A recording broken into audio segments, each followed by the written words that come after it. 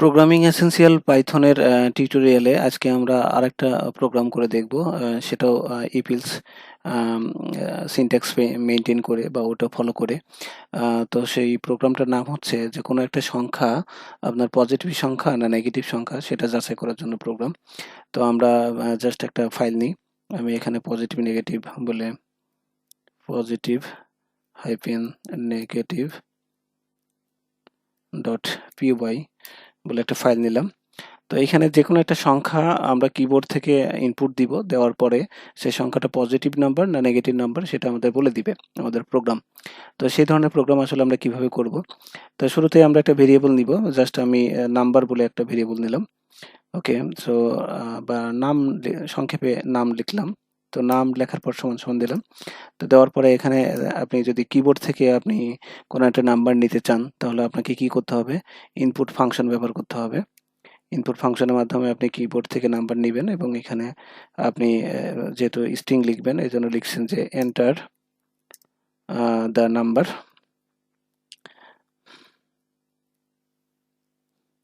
Enter the number বলে আপনি একটা কোলন দিতে পারেন, এখানে একটা স্পেস দিতে পারেন এবং এখানে দুইটা ছোট হাতের দিলাম।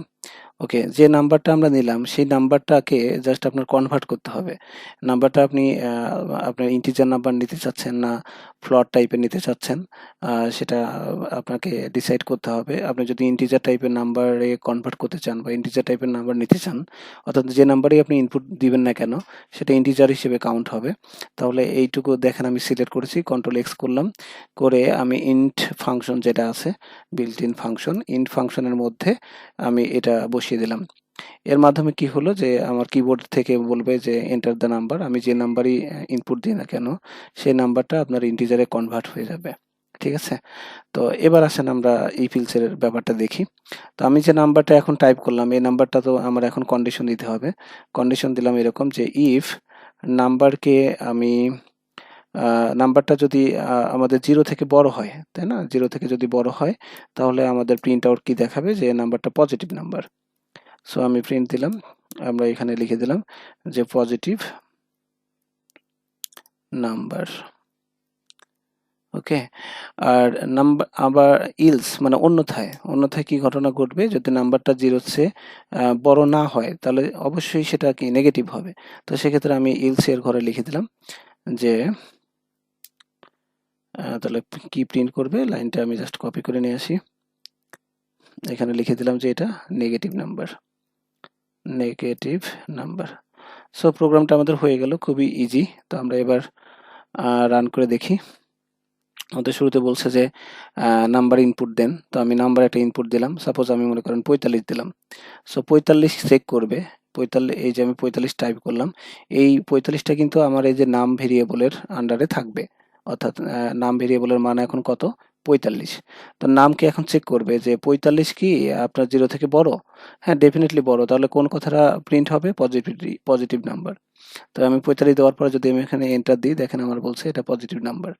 কিন্তু আমি যদি আবার প্রোগ্রামটা এগেইন রান করছি, আমি যদি সাপোজ এখানে আমি দিলাম হচ্ছে -45, আপনার দিলাম -45, তাহলে কি নেগেটিভ নাম্বার আমি দিয়েছি, তাই না।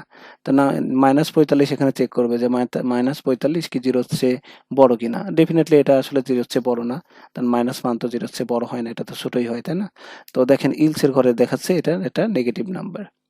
এখন সাপোজ আমি যদি এখানে আবার প্রোগ্রামটা রান করি, যে আমি ইনপুট দিলাম জাস্ট শুধু 0 দিলাম, যে আমরা তো 0 দিতে পারি, আমি যে নাম্বারটা টাইপ করার কথা এন্টার দ্য নাম্বার বলছে, আমি এখানে 0 দিলাম।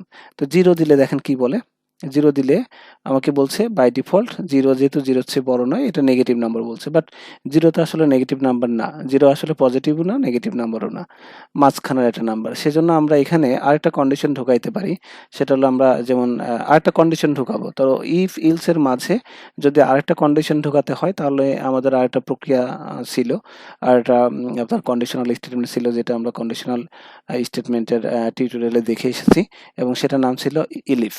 সো আমি সেই ইলিফ ইউজ করতেছি, ইলিফ দিয়ে আপনি জানেন যে কন্ডিশন দিতে হয়। ইলিফ লিখলাম, একটা স্পেস দিব, স্পেস দিয়ে কন্ডিশন দিব। কি কন্ডিশন, যে এই নাম ভেরিয়েবলের ভ্যালু সমান সমান যদি কখনো 0 হয় তাহলে কোলন দিলাম, শেষ করলাম, তাহলে কি প্রিন্ট করবে, প্রিন্ট করবে যে এই নাম্বারটা কি 0।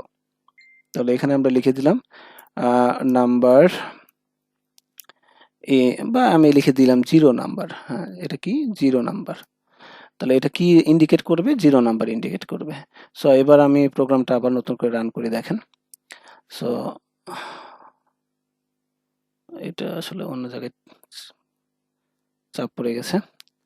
আমি program run Python file in টার্মিনালে ক্লিক করবেন।